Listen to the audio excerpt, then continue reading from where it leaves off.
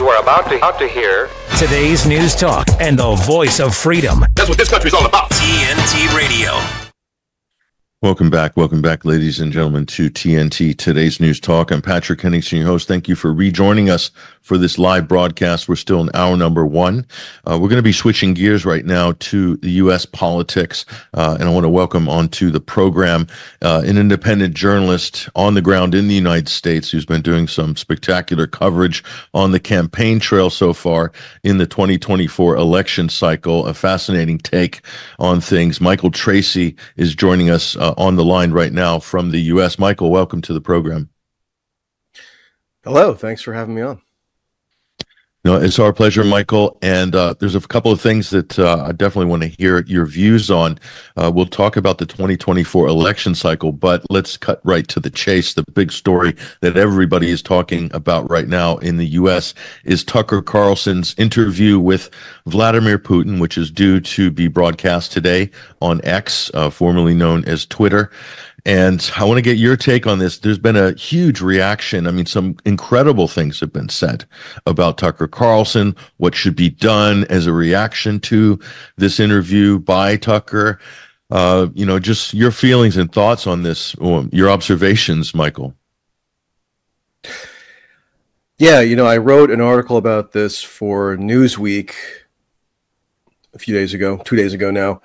And obviously, my perspective is that it's straightforward and undeniable that anybody who has an opportunity to interview a significant world leader should seize that opportunity. I didn't even realize that was such a controversial point, but apparently it is. And on the Newsweek homepage, accompanying my article, or like adjacent to it, there's blaring headlines about how some EU official is saying that Tucker Carlson could be sanctioned for going to Russia to interview Putin. On what exact grounds, I'm not exactly sure, but there probably will be some clamor for that, given how hysterical people get about just the mere fact of being in Putin's presence and interviewing him. I mean, it wasn't that long ago that Putin was actually relatively accessible to American and Western media outlets, more than you might expect, and people might find it a little bit surprising now.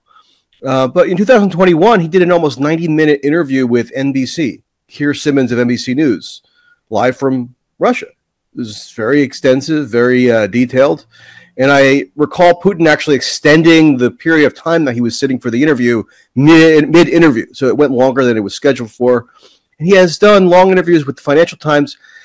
What people seem to be objecting to now so maniacally is not anything to do with the interview itself, because we haven't seen it yet. No one has, as far as I know. So they can't be objecting to the content of the interview. They're objecting to the principle of Tucker Carlson being in Russia and interviewing Putin. So you'll have people who are claiming that they're the guardians of journalistic ethics or something, screeching with such fervor in denunciation of this interview before they could have possibly had a chance to see it. So ironically, they're the ones who are contradicting standard journalistic ethics because they're prejudging something that they haven't necessarily been able to see, which is kind of insane. And the idea that it's preferable for American or Western audiences to continue to have almost zero direct access to Putin, at least in terms of a media interview, because he's not done one for an English-speaking audience that I know of since before the Ukraine war started in February of 2022.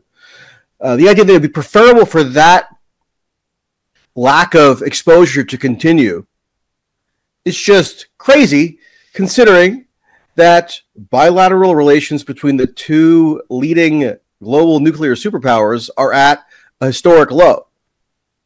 So any increase in interchange between the countries' political classes or cultural classes, or in this case, media classes, would seem to me to be preferable than for relations to just continue to crater with no mitigation at all. So that's my initial reaction. There's a couple of things that I noticed in the sort of conversation surrounding this, Michael. One of them is there's a lot of concern that somehow this is going to influence the 2024 election. You've probably seen some of these comments as well. I can't understand how that could be, but they're afraid that Tucker has opened the door to the American psyche or the American mind or the cultural space.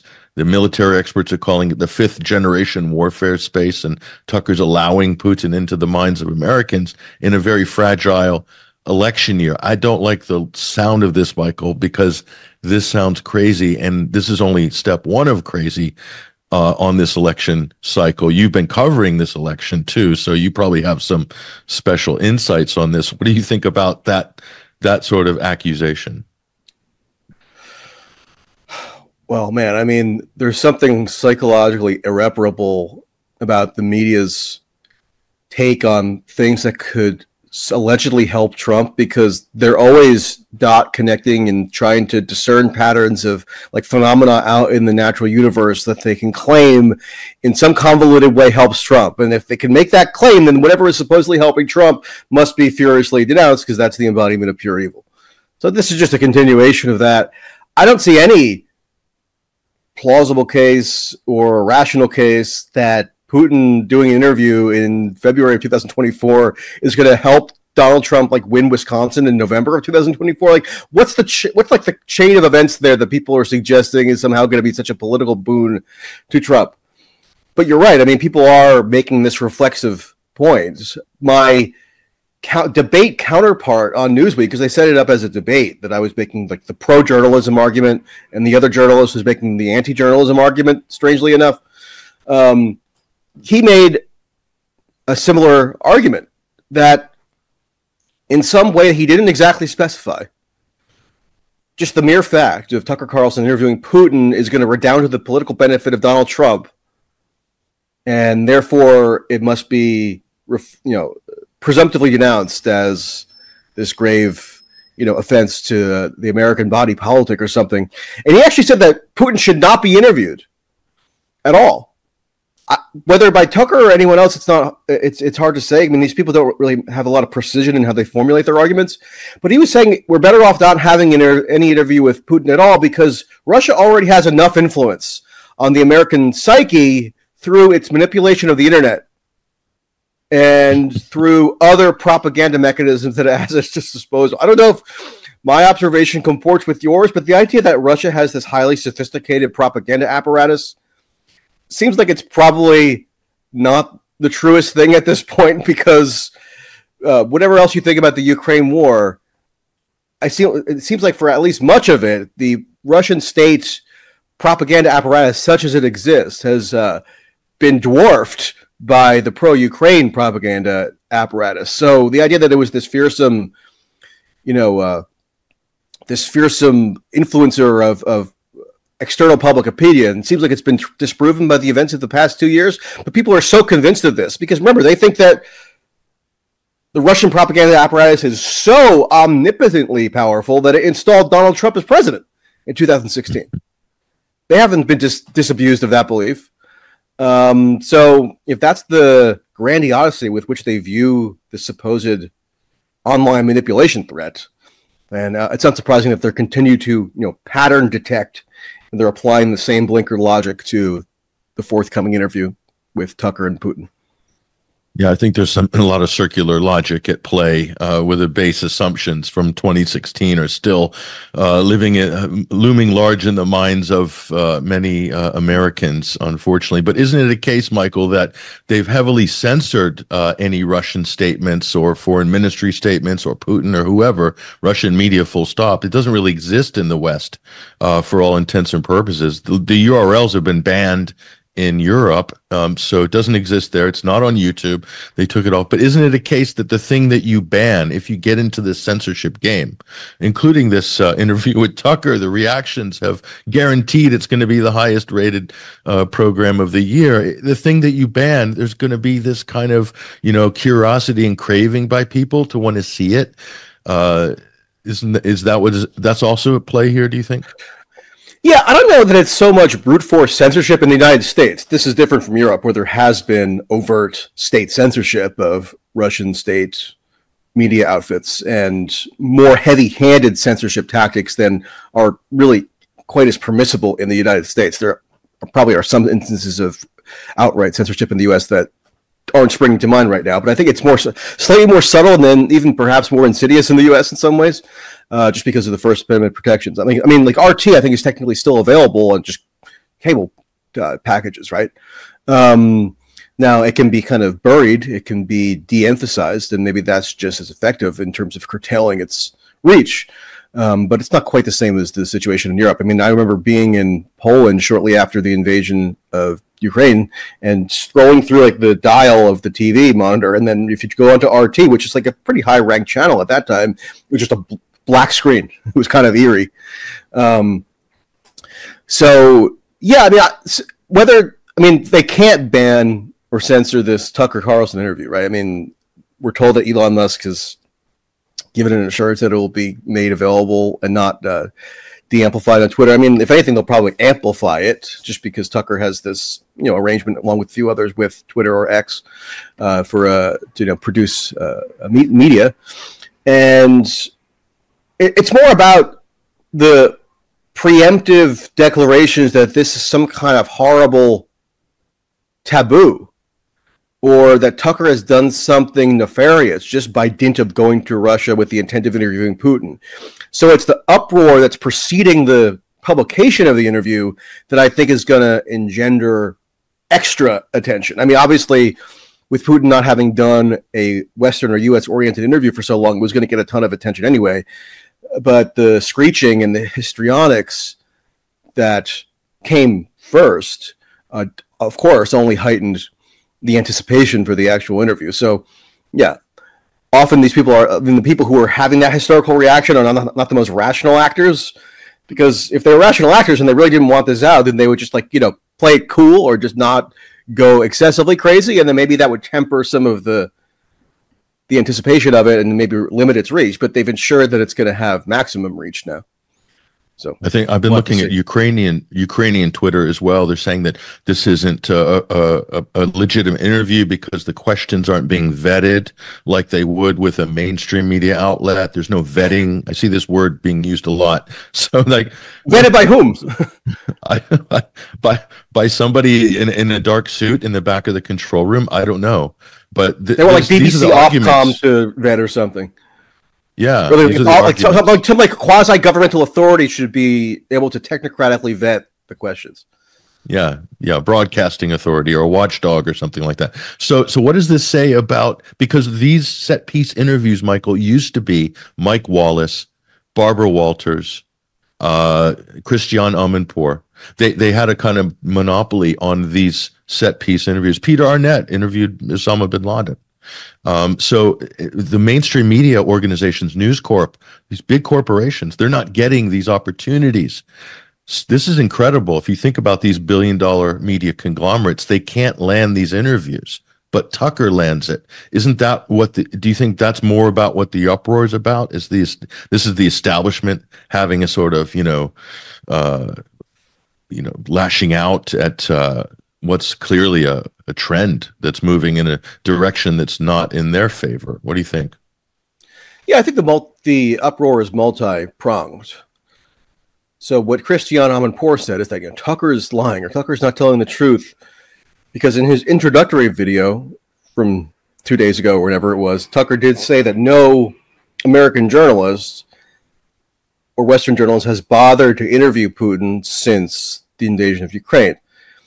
And of course, because they're obsessed with just kind of trivialities, journalists latched onto that, and there were angry monologues on CNN primetime saying that Tucker was lying because outlets like CNN or the BBC or whatever, NBC, ABC, they have technically probably submitted interview requests to the Kremlin communications department seeking to interview Putin. So they have sought to interview Putin, but then that got conflated as, according to the outraged journalists, them never even attempting to interview Putin, and maybe like Tucker's phrasing of that or framing of that was, angled in a certain way for emphasis. But the point is, nobody has successfully obtained an interview with Putin until now, and it's Tucker who's obtained it. So yeah, that's automatically going to produce revulsion on the part of the journalists who think that it's their rightful own. It's rightfully theirs to interview Putin or to have a major interview like this, and Tucker getting it is a subversion of their like journalistic authority or something, or cultural political authority, and it is. I mean, they're right to observe that it is in a way, because Tucker does not have corporate backing at this point, and yet, well, I mean, I guess he does maybe in a way because he has the arrangement with X, but he doesn't have a major corporate broadcasting backing, and to subvert the typical way that an interview like this would be organized or engineered is kind of a threat to just the basic business model of the people who are freaking out about it. So that's one element of why there's such an uproar. But I also think secondarily, the probably more salient aspect of the uproar is that they just see the notion of Tucker interviewing Putin, going to Russia and interviewing Putin as itself to be treasonous or objectionable. Again, they don't even have to see the interview itself. They don't have to see the final journalistic product to know that they're outraged by it. So, I mean, you can imagine somebody else. I don't know, like a Don Lemon. He has an arrangement with X now, right? As well. So if maybe somehow, for whatever crazy series of events, he was the one who ended up in Moscow interviewing Putin, would there be such a blithering frenzy of outrage? I don't think so, because Don Lemon probably would have taken a kind of more conventional approach to the interview. Don Lemon wouldn't be seen as having any kind of ideological affinity with Putin, where that's assumed as a given with Tucker. Whether that's true or not, I don't know exactly. I doubt it, but that's the kind of unexamined assumption. So I don't think it's entirely about how the traditional model of how an interview like this would be orchestrated has been undermined. It's more about Tucker himself representing something that is seen as inherently evil, and he's not going to Russia to interview Putin or to commit an act of journalism. They're claiming that he's going there to do the PR bidding of Putin, who they view as the next iteration of Hitler, and so therefore it's just this smorgasbord of pure evil. There's nothing journalistic about it, according to them. One thing I can say about Tucker Carlson that he does that a lot of good journalists do and have done in the past is that he questions what the U.S. foreign policy is.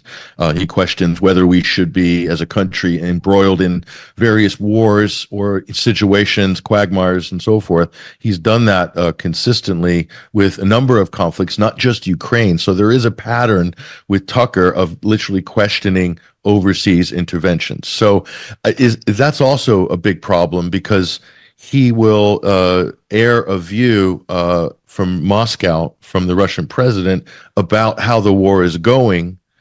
And because we've been told, Michael, in America for 2 years that the war is going really well, victory is around the corner, Russia's been brought to their knees economically, all of these things, Tucker threatens potentially here to upend a lot of these, or at least get people to question or re-examine some of these assumptions. I think this is like really triggering people on a deep level politically, who don't want this interview to happen. What do you think they're going to be talking about? Do you think some of these things are going to come out in the process of this? I think it's an hour. He said it's going to be 1 hour unedited. Yeah. I thought I might even have seen 2 hours. I'm not sure. We'll see later today. And that would be a long interview. And to put it out unedited, I think, is also something that people will increasingly demand, because the format of having to insert commercial breaks or to clip an interview so it neatly aligns with the broadcast demands of a traditional like nightly news show is becoming archaic. When most people are going to, especially people who are younger. I mean, what is the average age of a Fox News viewer at this point? Tucker's former employer, like 63, probably. I mean, they're aging out of there being a demand for that kind of formatting any longer, and rightly so, or thankfully so, because it's ridiculous with all the technology we have available now that there should be such an arbitrary, cluttering of an interview with needless editing and commercials and whatever. So that's good. In March of 2022, I was in Eastern Europe, Poland, right as the war was starting, and I was reporting on the deployments of U.S. military battalions right in the vicinity of Ukraine in southeastern Poland, in Yeshiv in southeastern Poland. There's now like a major hub of U.S. military and NATO logistics that was only beginning to form when I was first there. And I was trying to go and talk. I was attempting to visit some of these newly constructed military installations. So I just showed up to one and was, talking to some of the U.S. and Polish military who were there.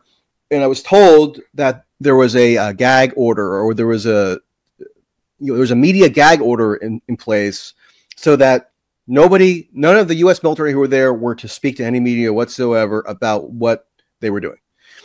And I was on Tucker's show, going on Tucker's show that night, and his producers confirmed with the Pentagon that there was, in fact, a gag order in place at these newly constructed military installations in Poland, right in the direct vicinity of the war zone. And that hadn't been reported in U.S. media yet.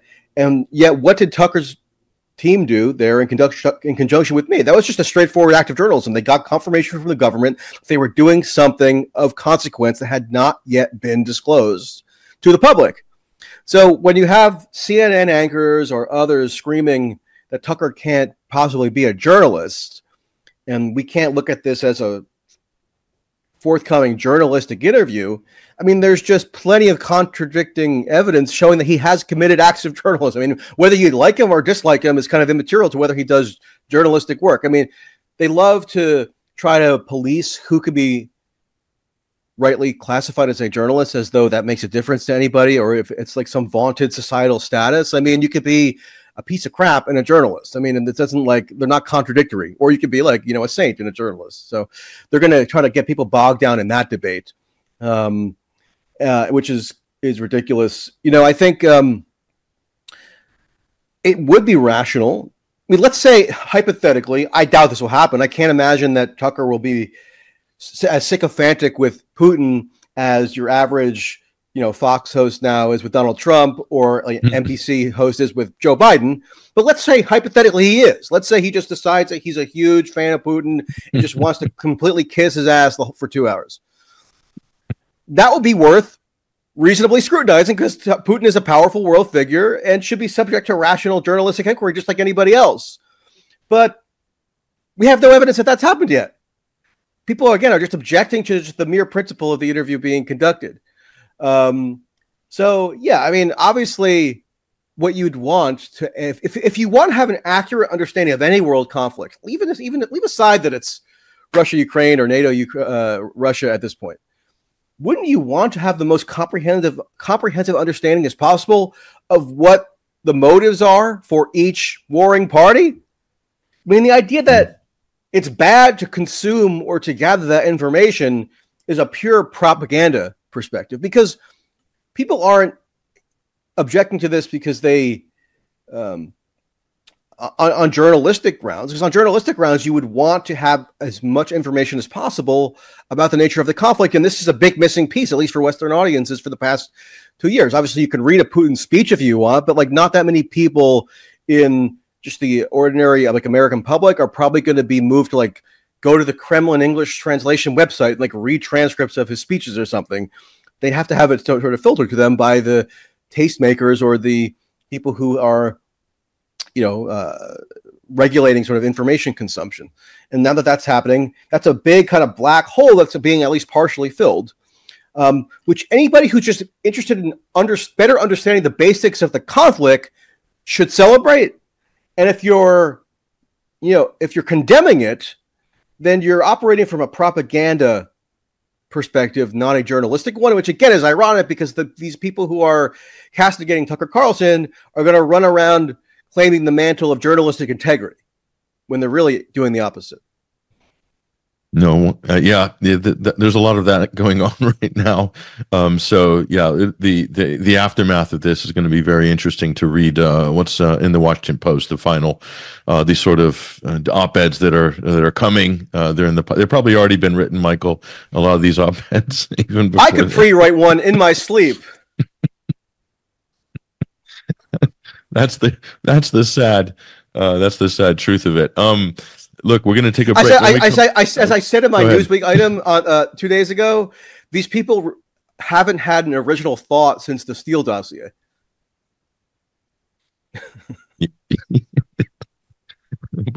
It's debatable whether those were original thoughts anyway. But yeah, that's true. I should modify my statement. I'm with Michael Tracey, independent journalist. We're talking about the uproar surrounding Tucker Carlson's interview with Vladimir Putin. It's been deemed verboten right across the Western political and media spectrum. But when we come back, Michael has also had a look on the 2024 election campaign trail. The GOP side is very interesting, but somewhat strange as well. This is a very odd election cycle. I want to get Michael's take on that and more on the other side. Michael, we've also noticed you've been on the campaign trail on this 2024 election cycle, and you're kind of almost reporting it. I don't know. I like your style. You're going a bit gonzo, a la Hunter Thompson, where you're getting right in there and seeing things and reporting things that most of the mainstream media aren't really paying attention to. What's your observation so far that you've seen on the 2024 election? Well, I'm not taking LSD and infiltrating any campaigns or anything, so maybe not quite gonzo of the traditionally understood methods. But yeah, I mean, there are a couple of underreported things, I think. So, for example, in New Hampshire, where I was 2 weeks ago now, or when was that? Yeah, about 2 weeks ago. Yeah. There were a couple of things. First of all, the Democratic National Committee and the Joe Biden reelection campaign did something that was pretty unprecedented, actually literally unprecedented, which is that they went out of their way specifically to sabotage the New Hampshire primary, which actually has a long history of being a pretty interesting exercise in Democratic choice, because people might not be aware of this, but New England and New Hampshire in particular has a pretty unique style of self-governance within the United States. They have very granular town hall style government where citizens of small towns go and become like the de facto legislatures of their towns for a session to approve ordinances and things. And from that grows a very engaged kind of citizen ethic in terms of state and local government, and also national government. I'm not saying it's perfect. I'm not trying to idealize it necessarily, but of all the states in the union, New Hampshire is probably a decent one to go first in a presidential primary process if you have to pick one. And Joe Biden happened to come in 5th place in New Hampshire in 2020 when he ran for the Democratic nomination that year. And so the DNC, in conjunction with the Biden campaign, within the past year or two, maneuvered to strip New Hampshire of delegates, essentially, by saying that it was no longer entitled to its first in the nation status, which it has actually codified in its state statutes, because they were arguing that there needs to be a more diverse electorate that kicks everything off. And that happened to just coincidentally be South Carolina, where Biden won like a big victory in 2020. And that basically skyrocketed him to eventually getting the nomination. So it was a pure political play, but they tried to frame it as out of their concern for increasing diversity or something, which is just a farce. And they went to some pretty extreme lengths to suppress the primary. I mean, the DNC sent a threat letter essentially to the New Hampshire Democratic Party saying that you are required to inform the public that this election is meaningless and that candidates should not participate. So they were ordering, like the Central Party Committee was ordering the state party to essentially suppress the vote, or to engage in voter suppression tactics, or tactics that in virtually any other circumstance, if you could imagine, if it was Republicans doing it, Democrats would cry foul, and rightly so, as voter suppression. I mean, imagine if it was like a minority group that the Republicans were targeting that at or something. And yet it got very little attention in media coverage. There's like one, Dean Phillips, who's a Democratic congressman with pretty generic views, that is technically running against Biden and did so in New Hampshire. He's called attention to it, but he's seen as kind of a marginal figure, which he is. And it didn't get a whole lot of critical coverage, which it should, because it completely flies in the face of the main Democratic Party campaign message ever since the dawn of the age of Trump, which is that they're these stalwart, heroic defenders of democracy, and they have to ward off like the hordes of the anti-democratic insurgents or insurrectionists personified by Trump and the MAGA movement, because they want to abolish democracy. Well, I mean, they started off this whole campaign cycle by essentially sabotaging the first major democratic exercise in the process. And this is like a pretty storied tradition in New Hampshire going back, many decades. So that was one thing. There is also, there's interesting sentiment that I tried to pick up on from the Trump voter. A lot of just going to be generic Republicans who are following the Republican standard bearer. But you do see some shifts in messaging. Like there were people who volunteered to me that they viewed Trump as the best candidate because he's going to prevent World War III, or because he didn't start any wars. No, I think there's ways that you can quibble with those talking points, which Trump and his campaign apparatus have actually been going with and promoting. But the very fact that that's a salient political message with the Republican frontrunner is a notable shift. I would make probably some substantive criticisms of those claims, because a lot of what we're seeing in Ukraine now actually was foretold by actions of the Trump administration. Go look at Putin's speech in February of 2022. A lot of his grievances that he cites with U.S. policy occurred under the Trump administration.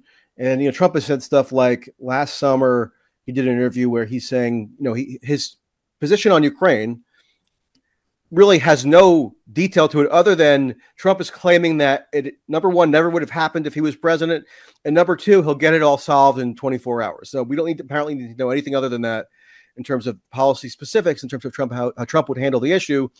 But he did give a little bit of more detail during one interview a few months ago, where he said that he would tell Putin that if he doesn't accept like the U.S. imposed deal, that Trump would threaten to send Ukraine even more weapons than ever before. And then just more recently, a week or two ago in Nevada, Trump was campaigning ahead of the caucuses, which I think it might be today. Trump was saying that he was basically going to do what Ron DeSantis campaigned on doing. Ron DeSantis had a completely inchoate position on Ukraine because he was always trying to triangulate, and he was always trying to not 100% offend the more anti-interventionist or Ukraine skeptical contingent of the Republican electorate, but also try to remain in good standing with the more hawkish or pro-interventionist element. He was always trying to tread or walk that fine line, and never really did it convincingly. So he always just ended up basically incoherent on the subject.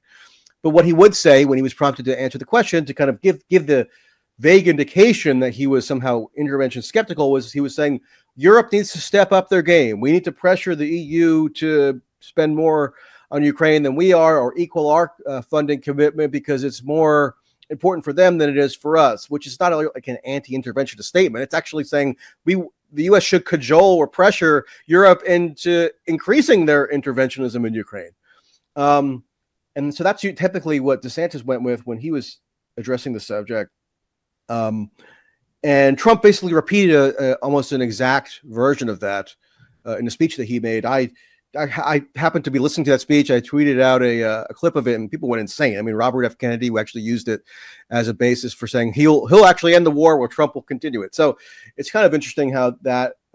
It'll be interesting to observe how and if Trump's messaging on Ukraine in particular shifts now that he's effectively the nominee.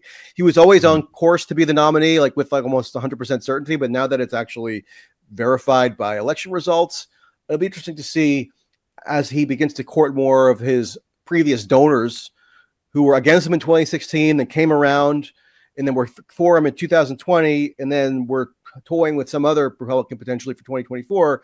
Now that they're being brought back into the fold, can you maybe discern some kind of shift in how Trump is at least rhetorically addressing this issue? Not that his rhetoric necessarily amounts to all that much in terms of significance, but that'd be worth bearing in mind. Do you think Nikki Haley and DeSantis, do you think there's an element that they're auditioning for a possible vice presidential slot or cabinet position or something? Because those are two very pro-establishment candidates, but they don't have the popular appeal that Trump has. You know, what about this Haley phenomenon? We got a couple minutes left. I'll give you the floor for the final 3 minutes, Mike. Go ahead. Yeah, I mean, obviously, I think if Ron DeSantis or Nikki Haley were offered the vice presidency, they would take it. Almost any ambitious politician would, regardless of what they say. Are they auditioning for it? I kind of doubt it. I think Ron DeSantis seems to be running more of like a shadow campaign, or like he's doing stuff in Florida now, which has no direct relation to Florida state government. Like he's going to press conferences and making big statements about Israel, Palestine, and, you know, criticizing the Biden administration for like allegedly floating a two-state or a Palestinian state, which I don't think they're really even doing. That's more of just a PR tactic. But he was going out of his way to criticize that. And, you know, what does that have to do with, you know, like saving the Everglades or something? Not a whole lot, I don't think. And then Haley, I don't know that she's auditioning for vice president at this point, because I think Trump has made clear that he's seeking somebody who's going to be more pliable or more deferential to him, and to continue a campaign against him at this point probably is not what Trump is seeking. I mean, they're really promoting Tim Scott, who ran for president as a Republican and dropped out, I think, in October and November, and has been the most obsequious in his touting of Trump. So that, I think, is probably more likely. So, yeah, I mean, there's this odd kind of interregnum period in the campaign where the outcome is essentially decided. So nothing that could happen electorally will probably change the outcome. I mean, Trump is ahead like 60-30, essentially, nationally and in most states. Nikki Haley might be able to get a couple of delegates here and there. So, like, if some extraneous event occurs and Trump is somehow like rendered unable to seek the presidency, then Nikki Haley will be the one who actually has some delegates and maybe can make a case for herself that she's the only alternative. I think that's probably the operating logic at this point. But you'll see in South Carolina, which I think is probably going to be completely consistent with what people assume. You know, I think Trump is also at this point. You know, people always balk when I say stuff like this, but Trump does have a lot of establishment support in terms of the party apparatus for the Republican Party. I mean, the RNC is basically under his control. The RNC chair endorsed Trump while there's still a competitive primary underway. And he's also getting more and more donor support. So, you know, I think, as strange as it seems, whatever recalcitrant elements of the Republican Party there might be in terms of having an antagonistic attitude toward Trump, they're probably going to be brought into the fold soon enough.